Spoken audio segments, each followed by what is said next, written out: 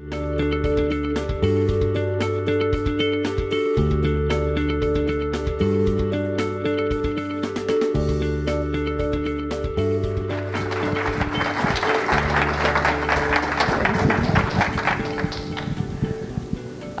morning, everyone. I wanted to thank Judy first for these kind words. Really, it's above and beyond what I really do. But I wanted to welcome everyone at Diablo Valley College in our new state-of-the-art facility here. We are very excited to be hosting the seminar in our grounds in conjunction with the Bay Area region, RHT initiative, the Association of the Hotel and Lodging, American Association of Hotel and Lodging, and we are really, and the State Department of Education, we are really excited to see all of you come together with us, hopefully to create pipelines for our students to learn from the leaders in the industry and get inspired, all for the benefit of our students. You all know, and I would like to join you in thanking both Judy Moon, who is doing the, and Andrea Wiesener for their leadership in creating the seminar for us today, making it happen, inviting our guests, and working endless hours for us to be together. I hope to be a resource for folks if they would like to create programs with us. I would hope to brainstorm with you for grant initiatives to make, to help programs come together. I would like to wish you all a wonderful day here at DVC and a pleasant experience with the seminar. We have amazing speakers, leaders from the industry come together. So thank you all for being here and have a wonderful day.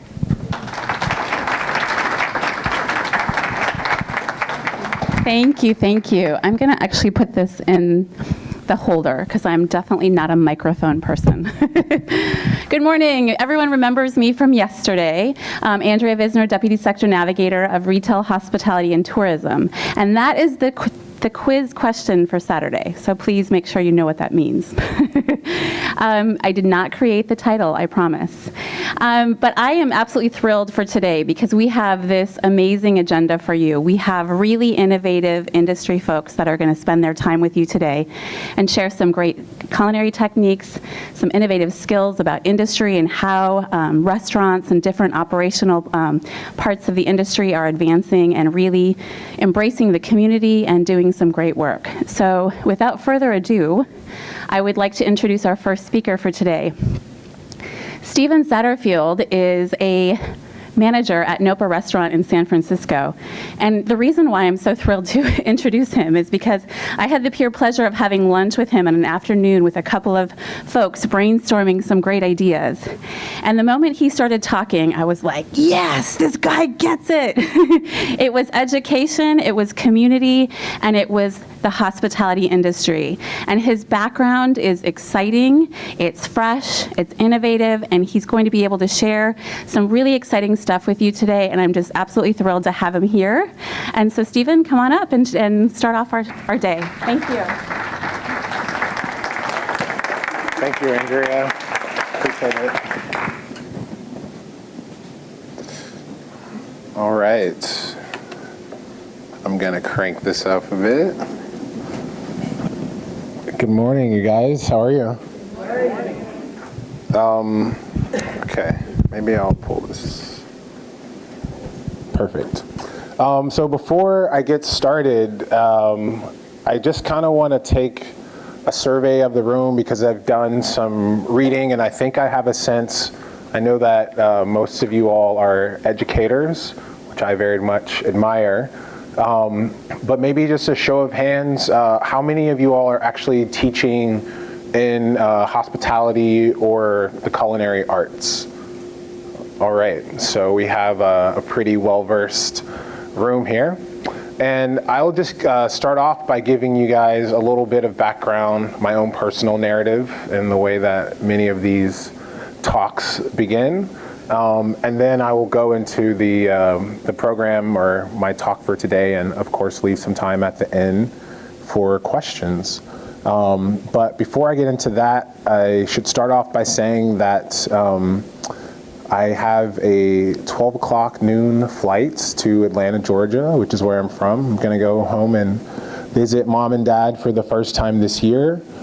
So if you see me leave abruptly, that's why. It's not because I don't want to be with you guys, but I have to jam back up to the city. That being said, I very much wanted to be here. In fact, we changed around our travel schedule because after the aforementioned lunch with Andrea and learning more about this program, I felt really an inherent responsibility to share whatever knowledge or insight that I've garnered over the last 12 years or so in the industry, as well as to learn from you guys to get insight about some of the things that you're seeing from your students and the generation ahead. To that end, I'll just go ahead and tell you guys now, if you have any questions or if you would like to contact me personally, and I don't have a chance, my email address is the best way to reach me, and that is Stephen, it's Stephen, at Nopalize, it's NOPALIZE.com. And we'll talk a little bit about Nopalize here in just a second. Okay, so just to get things started, as I just mentioned, am from Atlanta and had kind of what you would call a quintessential experience as a Southerner with food.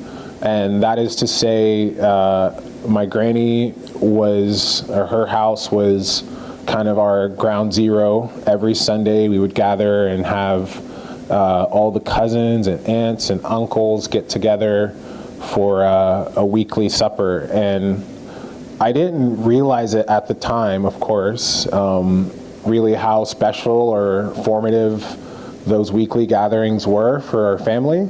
But as I've grown older, I can say unequivocally that the reason that I developed such a profound love for food is because it was instilled in me when I was very young. Sadly, my grandmother passed when she was just 59 years old. She had diabetes. She never really had a chance to see me grow into, her grandson who was so into food because she so loved food. And unfortunately, due to some of the dieting or lack thereof, she wasn't able to be with us. I know that sounds very somber, but that was in 1990.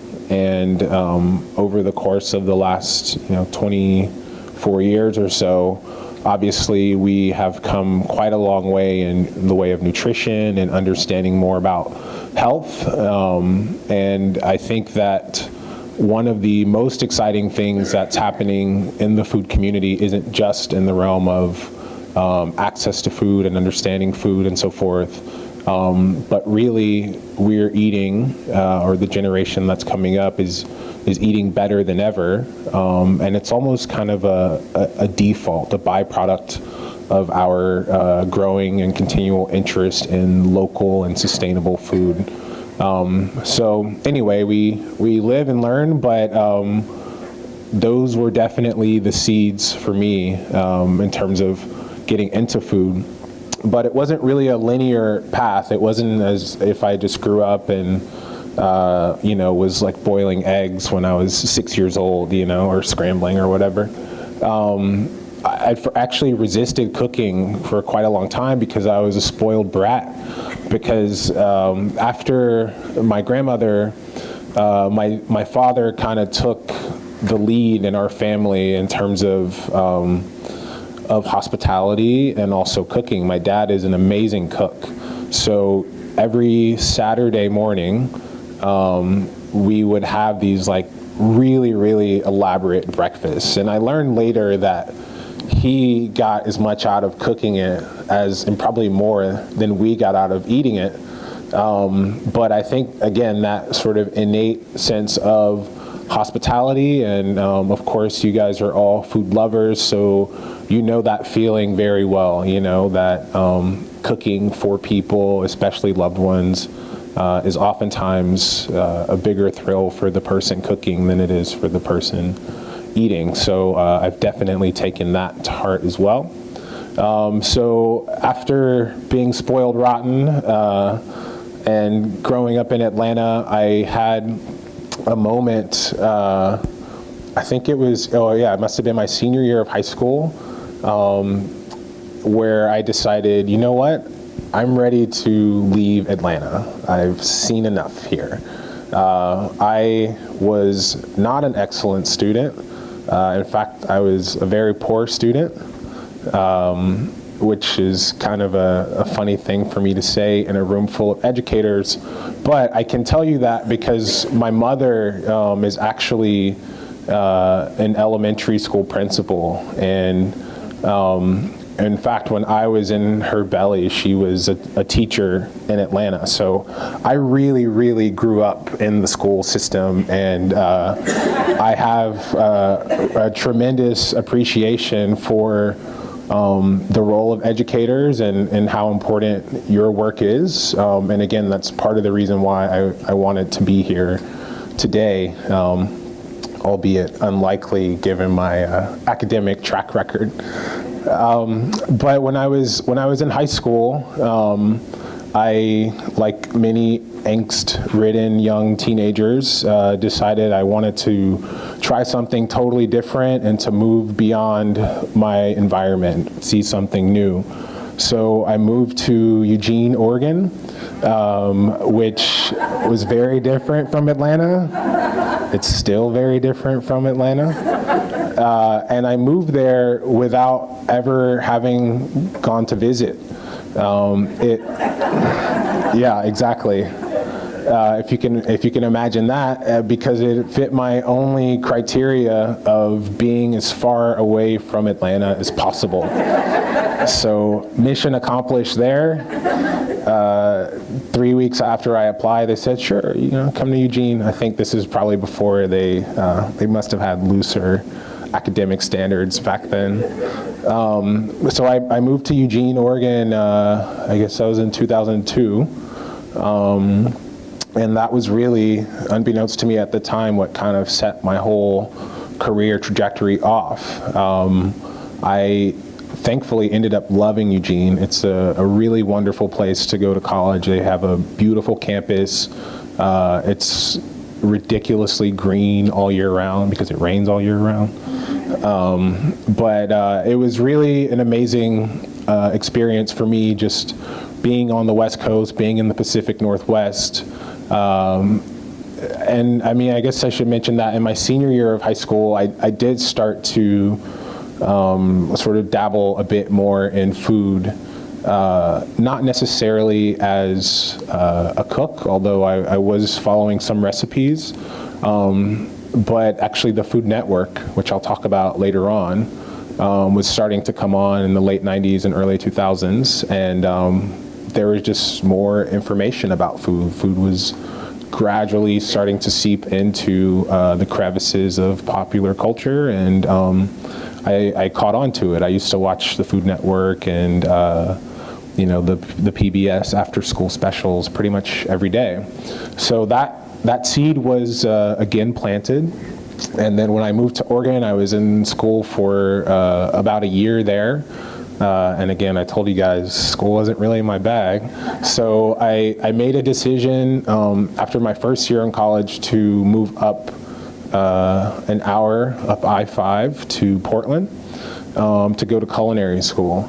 And I can't exactly remember what the impetus was. It might have been the financial burden of being in school. It might have just been the fact that I was really far away from finding my voice, or it could have just been that I was like, the last time I made a really spontaneous, impulsive decision, it kind of worked out. Maybe I'll do the same thing again.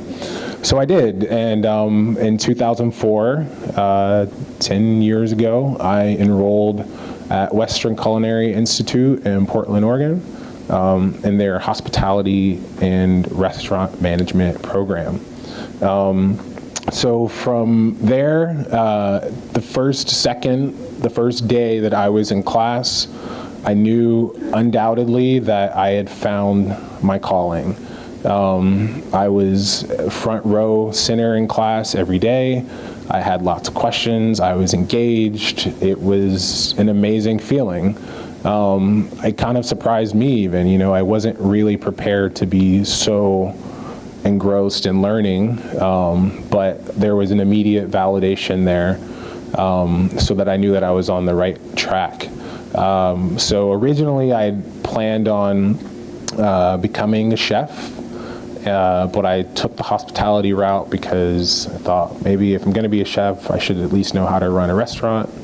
But then I actually started to work in a kitchen, so I had 2 jobs, and I was going to culinary school, which was kind of crazy.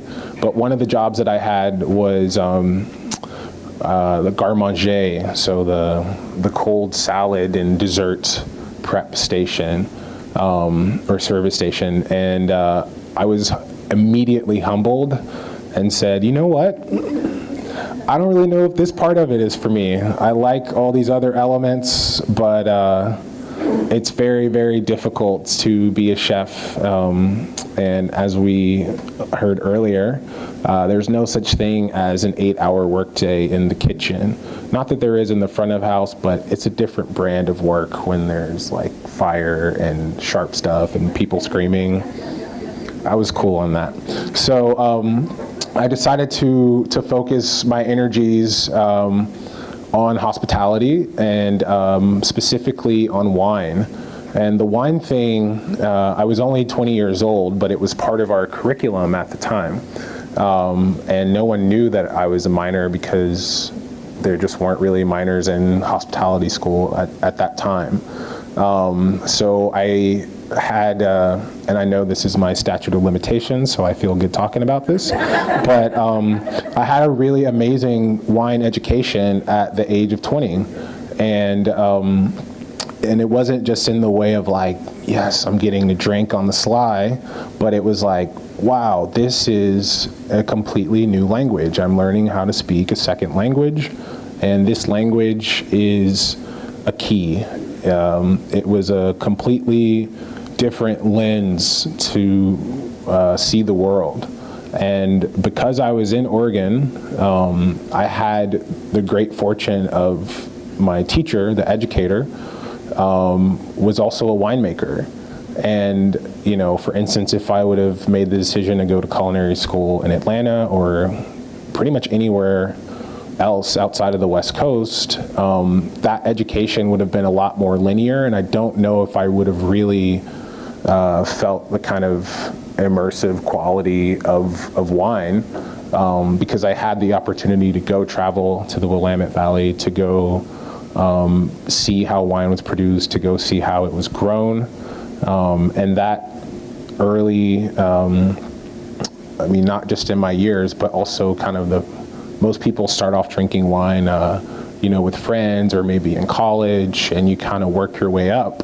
But I started off with a really skilled winemaker telling me really technical things about how it was produced. I got to go to cellars, I got to go to vineyards, and that's really why and how I became so interested in wine, and that really has transformed my life. So after culinary school, I simultaneously was taking classes to become a sommelier. And by the time I was 21, I had already gotten my sommelier certification, and I was just finishing up with culinary school. So by the time I was 22, I was a sommelier, and I had gotten hired to manage a pretty high-profile restaurant in Portland, which was total random luck, right place, right time. The restaurant was called Genoa. It started in 1971 and actually just closed last year. But 1971, for Bay Area food historians, is the same year that Chez Panisse opened. So that was kind of the first wave of this current iteration of food that we're in that put such a high precedent on sourcing and sustainability and local food, or the local food movement. And Genoa was kind of a sibling restaurant to Chez Panisse. It was way, way ahead of its time in terms of sourcing and really looking at the ingredients as the stars as much as the technique being the star.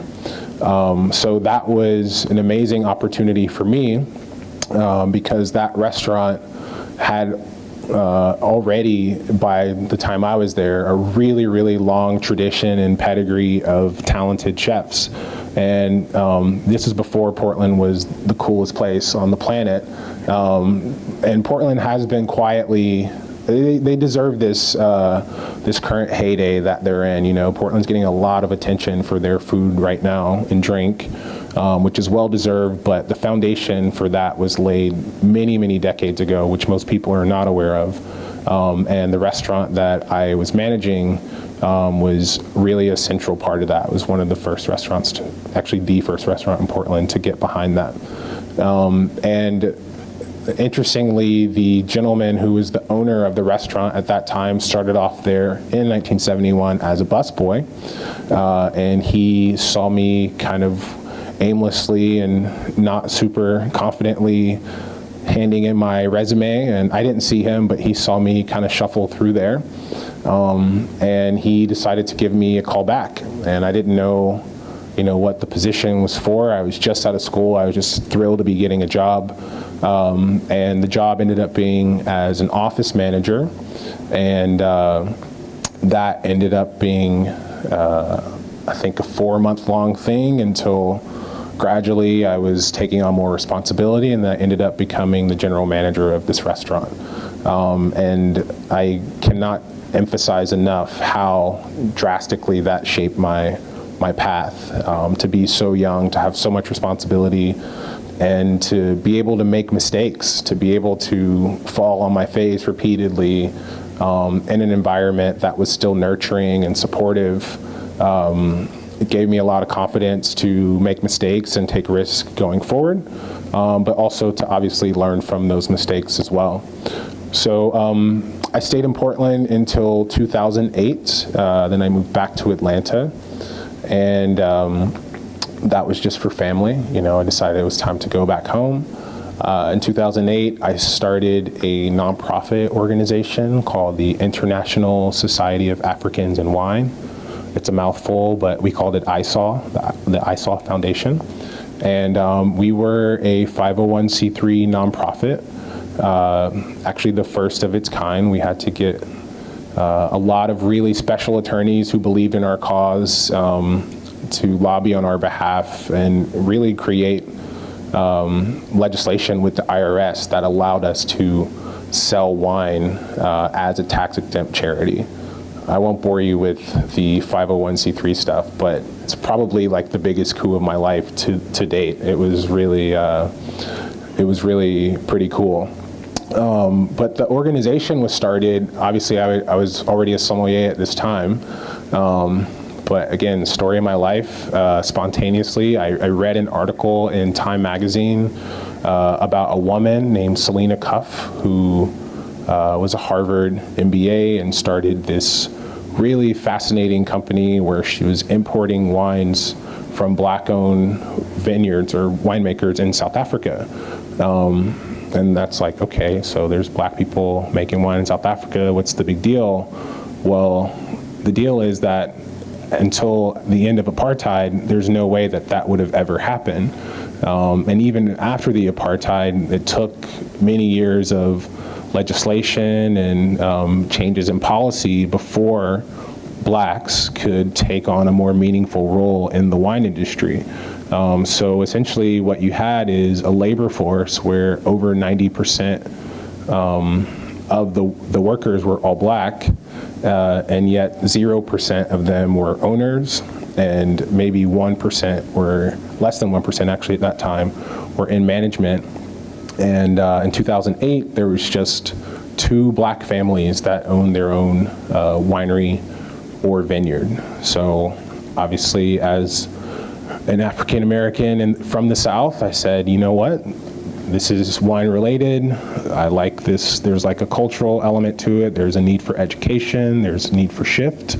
I should be involved in this. So I reached out to Selena, and I said, you know, I really like what you're doing. I would like to kind of be the nonprofit equivalent of what you're doing. And that is how I started this nonprofit, just from reading an article in Time. That was a really interesting situation, because shortly after we launched, the financial crisis of 2008 happened. I was actually in South Africa as that was happening. So we got off to a good start with fundraising, and slowly but surely our funds started to slow down. And in 2010, I had some hard choices to make about where to go with the foundation versus my own personal career. In 2010 is when I moved to San Francisco. I know this feels like now that I'm talking to you guys, it's like I'm talking in a loop as I'm giving my own narrative here, because there are all these cornerstone moments of really good fortune. In 2010, I went to Nopa Restaurant, which is a fabulous restaurant that I'm still a manager at. And I still love it just as much, which is the biggest testament and compliment that I can pay to the restaurant, because I've spent many, many hours there. But I went there as a diner first and had a phenomenal time. And I went back and said, you know what? I just moved to California. I wasn't even living in San Francisco. I said, this is one of the best restaurants I've ever seen in my life. I just have to be a part of it. So I kind of was very modestly looking for a job as a busser or server or whatever. I would have even taken a job in the kitchen. But just so happens that the original GM had just put in his notice 2 weeks before I was there with my resume, and I didn't know anything about San Francisco or Nopa. And I said, hey, I came here last week. I had an awesome time. I would love to work here. I'll do anything. They were like, cool, you want to manage? I was like, not really. I had already worked in restaurants. I knew exactly, what that would entail. I knew that I would be giving my life over to this restaurant, but as someone who was really invested in the business, I knew that the quality of the operation was really an opportunity that I would not be able to turn down. So I accepted that position because I felt the universe sort of forced my hand on that one. And I'm very glad I did. So that was 4 years ago. And in the 4 years that I've been in California, I've loved every second of it. And because of the type of work environment that has been created at NOPA, which is to say an environment that supports and nurtures people's special interests and talents, it has allowed me to explore many, many different facets of the hospitality and restaurant sector, as well as tapping into a lot of different trends that I've observed over the last 4 years here. So that's what I want to talk to you guys about today. Okay. All right. The golden age of food. This is kind of a new moniker that I've recently adopted because I feel that it best describes this current period that we're in. Now, without the benefit of a whole lot of charts and graphs, I can't really quantify the golden age of food, but I can tell you that the climate in 2014 is 180 degrees different than it was in 2004 when I started. Like, inferno. And there's a couple different things that have contributed to the rise in popularity of food, both as an industry, but also, I think more importantly, just speaking to this golden era, as a society, as a culture, mainstream America, we're starting to see more and more that food is a revered industry. And just 10 years ago, I can tell you, based on some of the folks who were enrolled in my class, there was a low barrier to entry, to say the least. Okay, so this is me in South Africa. So that was in 2008 when everything was all good, before the recession happened. I'm talking to some farmers there. I didn't have a beard. And 2014, how do we get to this place that we are now? How do we arrive at this golden era? There's a couple different things here that I think are pretty big factors. Number one, millennials. I am a millennial. I was born 30 years ago, so people who were born, I guess, 4 years before me and 6 years after me are my millennial cohorts. And we philosophically looked at food much differently than generations, particularly in America, have looked at food. Millennials are very, very well known for being spontaneous, check. Very well known for having a penchant and an interest in technology, check. They are known for being incredibly impatient, check. So that's these are some of the key themes of our generation. But I would contend that in food and in the restaurant industry, some of these qualities have actually benefited both the millennials and the industry.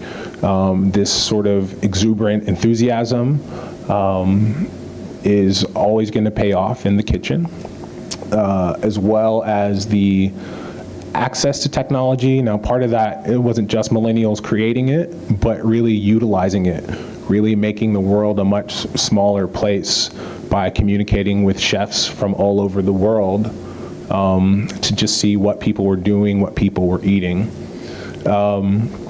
We also have the Food Network, which I mentioned a little bit before. So the Food Network launched, I believe, in 1995. And it wasn't really until the late 2000s when the Food Network got its legs. With some early hosts like, who are the early guys? Bobby Flay was one of the first chefs hired there. He's still on the network. Shortly after him, Mario Batali was hired, who has always been a favorite of mine and actually probably taught me as much about food as anyone else. He's a brilliant cook. He's now moved on to manage his empire of restaurants and media and so forth. But what the Food Network did was well, first of all, and Emeril Lagasse. So Emeril is really the guy that I think kind of changed the game completely, and brought food into Middle America. It was also the first time that you saw this theatrical quality of food, which now dominates the Food Network, and unfortunately has corrupted the brains of these impatient millennials who now just want to be in culinary school so they can get on television. So there you go. That's the dark side of the millennials. We also have Anthony Bourdain, personal hero of mine. In 2000, Anthony Bourdain wrote a book called Kitchen Confidential. I read that book in 2003, and I haven't been the same since. I can't tell you how many chefs that I've talked to over the years who have said to me, or I guess just conversations that we've had around Kitchen Confidential, because it was this really whimsical, kind of demented, but really, really funny firsthand account of working in kitchens. And it was the first time that people who work in kitchens, who kind of have always lived by this, you know, sinister bad boy underbelly code, had someone who was representing it in a really honest but funny way. And there was a number of chefs and a number of people who really felt validated in being in this industry and really felt like we had a spokesperson. And now, of course, 14 years later, you see Bourdain with his own television show on CNN, which is like, you read that book, no one saw that coming.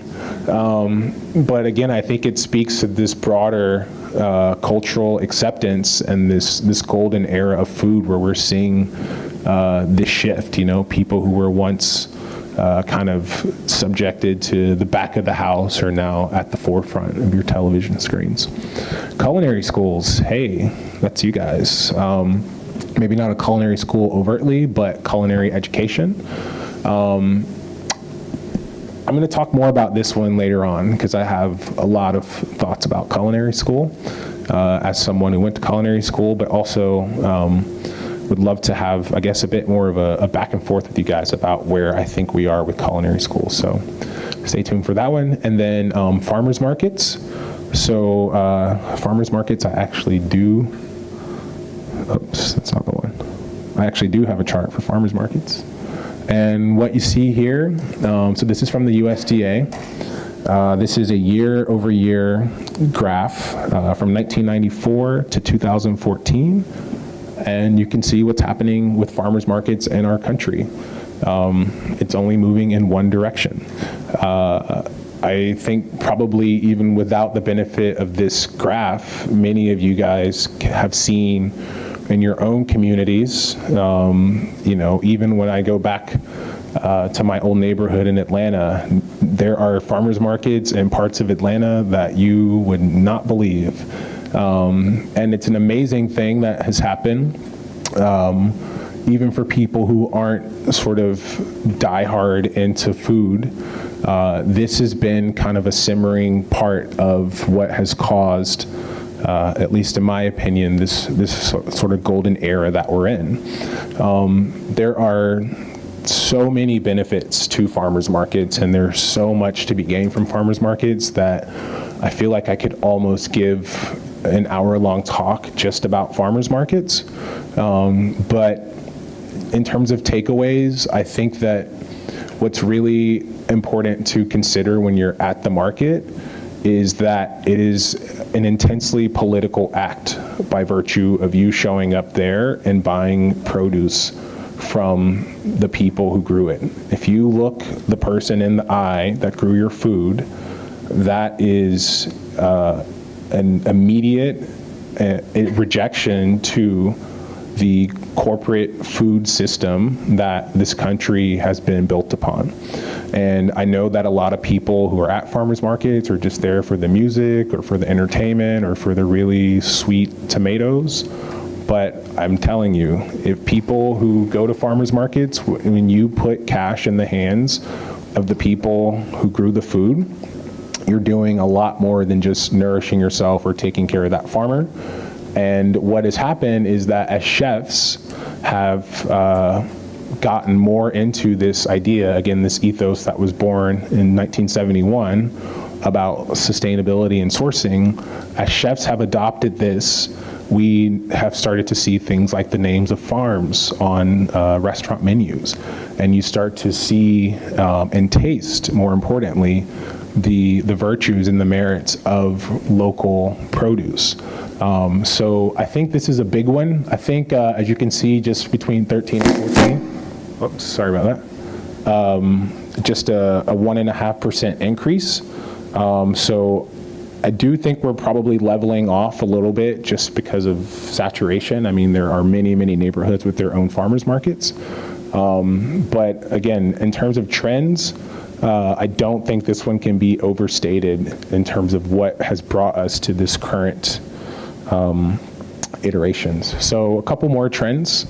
What we're seeing, broader opportunity within the sector.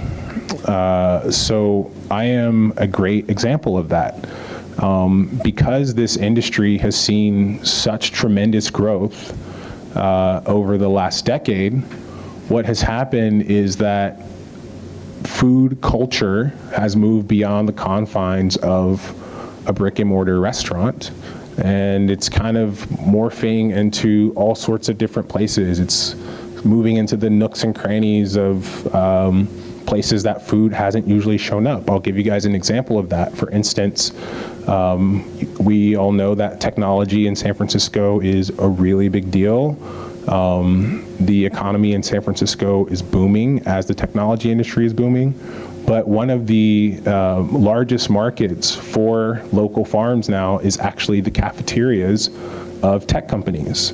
And the reason that tech companies are putting a premium on local food is because the talent, the people they want to hire, the millennials, have over the last few years made a decision that, you know what, we really actually care about food, and not just in the way of nutrition, but socially and culturally, and politically, this is something that we value.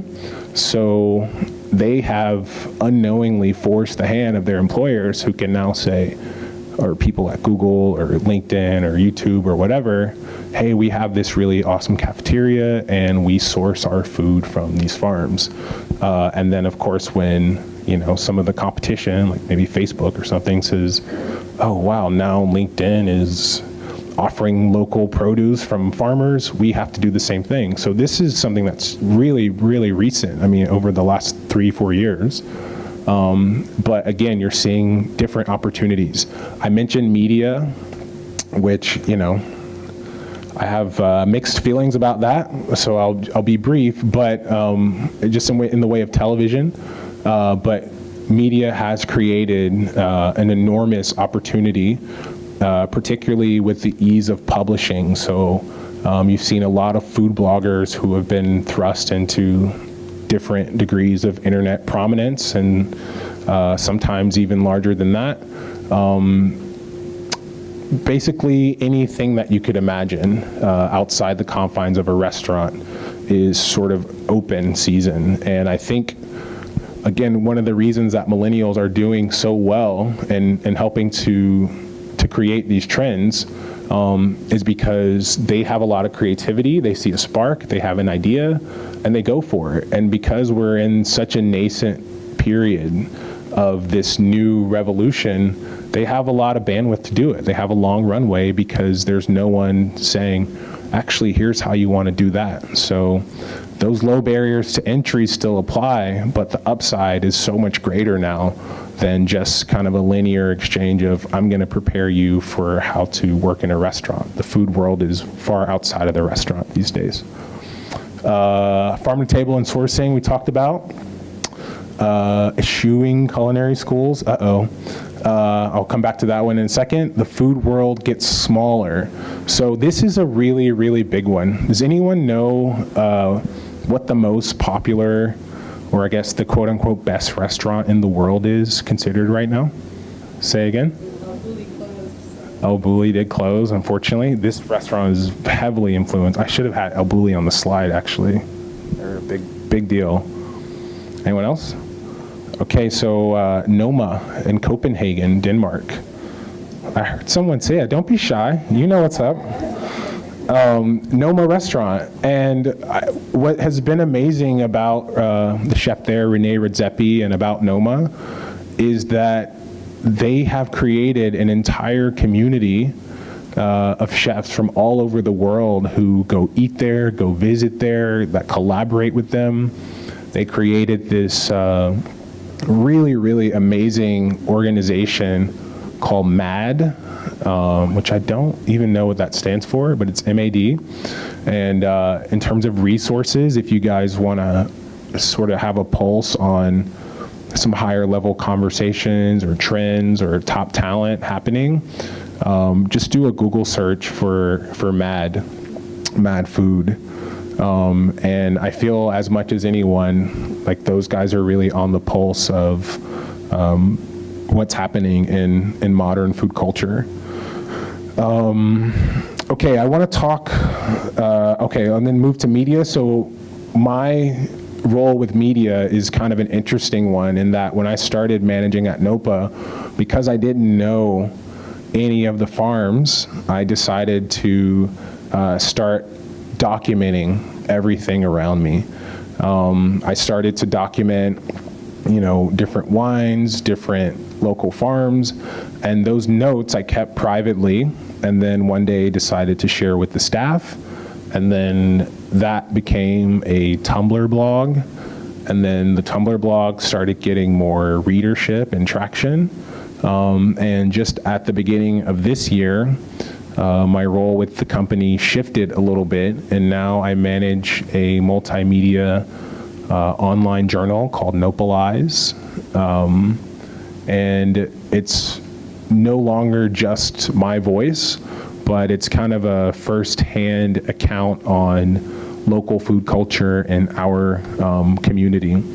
So I am a perfect example, again, of these kind of broader opportunities within the sector, as well as the ways in which companies now have started to value media, and that goes for social media, but we're all content generators now. I mean, if you go out to a restaurant, good luck trying to see someone not taking a picture of their food and uploading it to wherever they do. And honestly, because of that is the reason that I've kind of landed into a dream job where now I'm actually getting paid to take pictures of those food, and I'm supposed to take pictures of that food and explain it and share that content. So media, and the iPhone in particular, is not to be marginalized or in terms of understanding the opportunities within this sector. Now, culinary schools. I 10 years ago was in culinary school, and I should know this like off the top of my head. I probably have blocked it out of my head. I think it was like 27 grand or something. And that was for just under 2 years, so not even quite 2 years. And a lot of people ask, is it worth it? Was it worth it? That's a very complicated question. I mean, for me, yes. Would I recommend it to other people? Honestly, no. That's a potentially contentious point that I have, especially in a room full of educators. But what I will tell you guys is that unlike this university, a lot of culinary schools, especially in the late 2000s, started to increase their prices dramatically and also water down some of the content of the classes. And that's not just my opinion. That was shown in many, many court cases, which is why a lot of those schools had to pay out large sums of money to their graduates who they promised things that they were not actually able to deliver on. Now, I do think that culinary school and education in general is hugely important. Again, for me, it was exactly the right thing to be doing. But what I think is even more important is exactly what you guys and what we're doing right now, which is why I wanted to be here, is that it's really incumbent on the educators to bring it. And the students obviously have to bring it, and there's plenty of knuckleheads that end up in schools at every single step of the way who have no business being there. But even as someone like myself whose life it is to consume this information, it's hard for me to keep my finger on the pulse of everything that's happening. So similarly, I think that, education has to be moving at the speed of what's happening around us. And this is not a stagnant industry. So I think a lot of the frustration, at least on behalf of my colleagues and people that I've talked to this about, and this is a very, very hot topic in kitchens and among restaurants, because you have a lot of young people with a lot of debt who really wish they didn't have that debt. Now my debt's almost gone because it's been so long, and I've stayed on my track, but there have been a lot of people who are now doing something totally different because they feel that they have to pay off this debt. So the price tag is one thing, but I think beyond the price tag is just the sense of value. Was it worth it? And repeatedly, I have heard from culinary students from all over the country that I don't really know if it was worth it. And that breaks my heart a little bit, you know, again, coming as the product of an educator.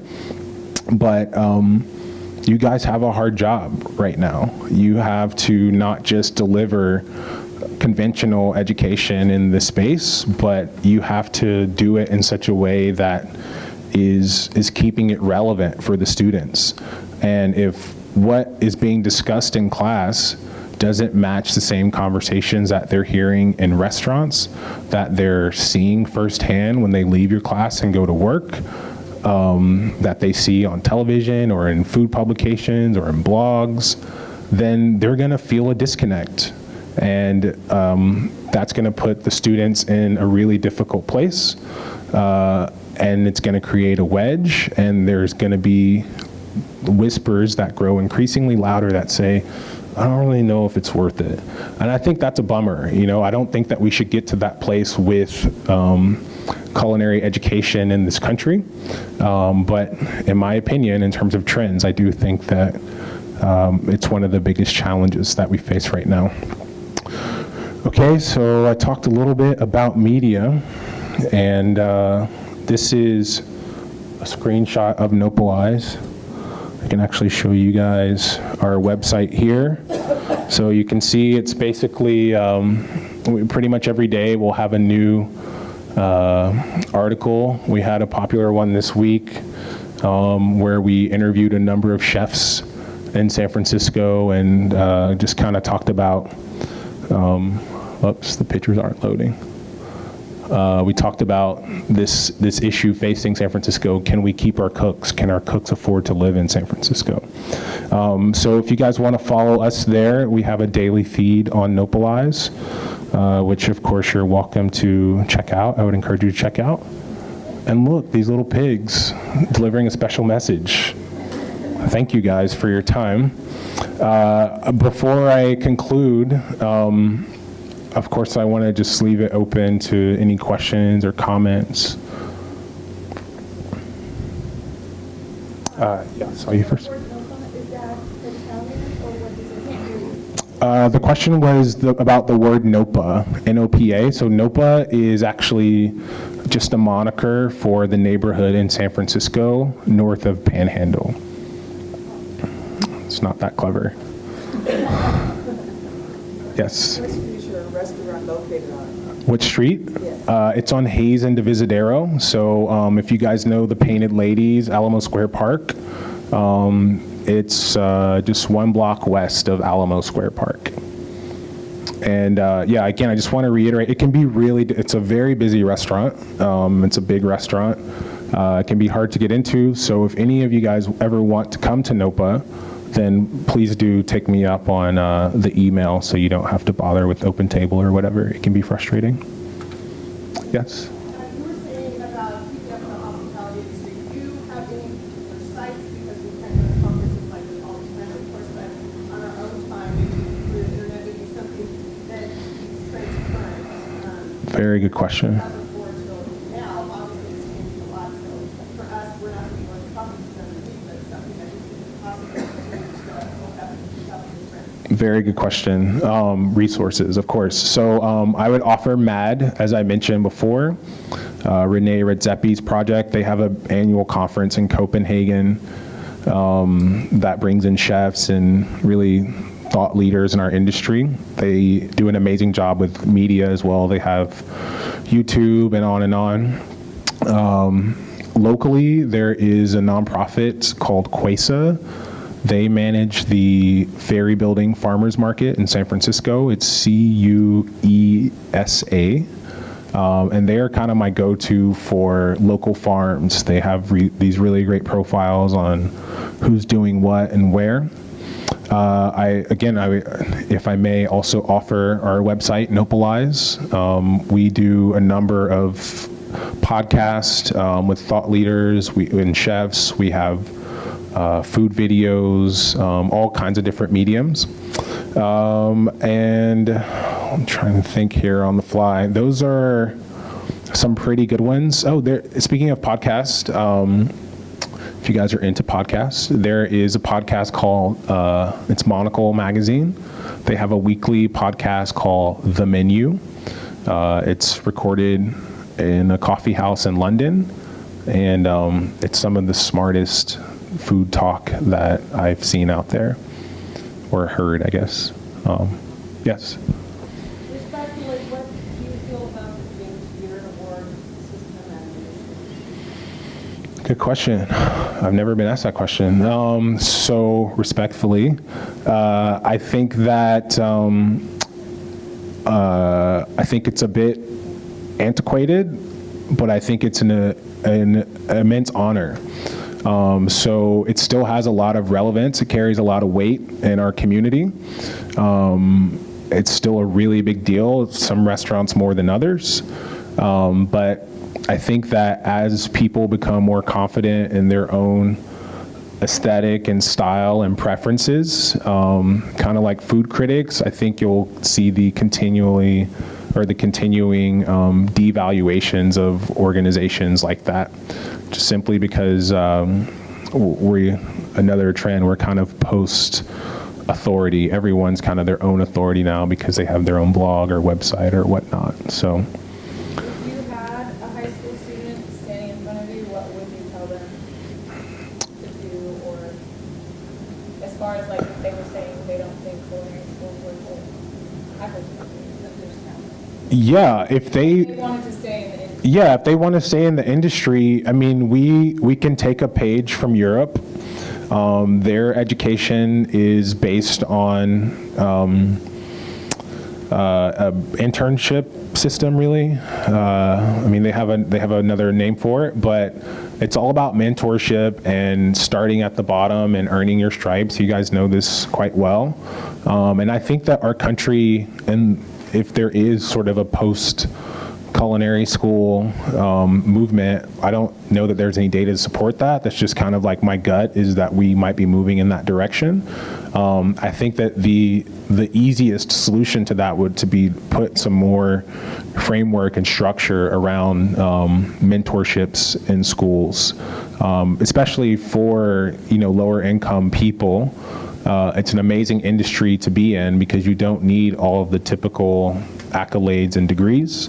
Barrier to entry remains low, and the upside is high and getting higher with all of these new opportunities within the sector. So just tell them to stay with it and get in a kitchen, get in a garden, start volunteering, and go from there. And yes, go to community college with great educators who are engaged. Anyone else? Yeah, one more. Well, it's kind of, every year I do a stage in Europe over the summer. This year is the first year that I'm taking 8 students with me. Cool. About that, they're in high school. Lucky them. I'm just wondering if it's kind of expensive Mm-hmm. because they have to get their own airfare. Do you have an easy way for me to sort of introduce that concept to my school district to sell them on it? I don't think they understand the value. I think they're looking at it as a summer field trip sort of thing. Yeah. I can't really speak to that one. What about ACF? If she has someone from ACF speak to them about ACF might be a good pathway. I mean, just in terms of, yeah, I don't know. I mean, drawing up funds from schools, you guys are all saints for the work you do. This is an amazing building. And so I don't know how it works. I don't know how people get money from schools. So. we don't have the funds, it's the politics of educating the district on what we're doing. Yeah. They don't know what a stage is, so they're not.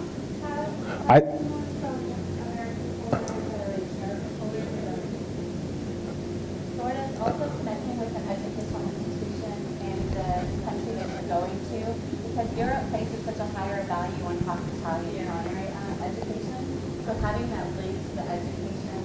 provider in the country, I think would be super powerful when having that discussion with administrators and just being able to add some more groundwork behind it. Yeah. Do you have any other questions for Stephen? Yeah, go ahead. Yeah. I just wanted to say, you're a wonderful speaker. Thanks.